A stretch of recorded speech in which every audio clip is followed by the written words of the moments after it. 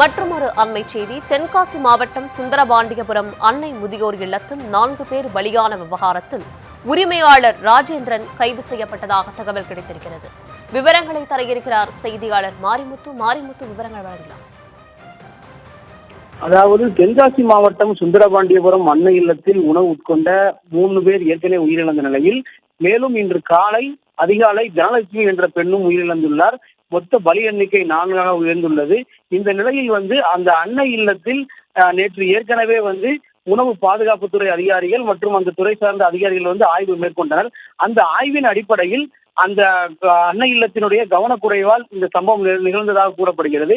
இந்த நிலையில் ஏற்கனவே விசாரணை மேற்கொண்டு இருந்த அந்த அன்னை இல்லத்தின் உரிமையாளரான ராஜேந்திரன் என்பவர் தற்போது காவல்துறையால் கைது செய்யப்பட்டுள்ளதாக தகவல் வெளியாகியுள்ளது.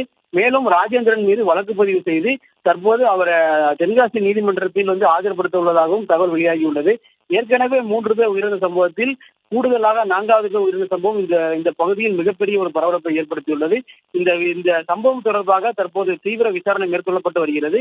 நேற்றைய தினம் இந்த சம்பவம் தொடர்பாக ஏற்கனவே அந்த காப்பகத்தில் இருந்த 30 பேரும் அங்கிருந்து அரசு மருத்துவமனைக்கு அனுப்பப்பட்டு அந்த காப்பகத்திற்கும் சீல் வைக்கப்பட்டுள்ளது என்பது குறிப்பிடத்தக்கது.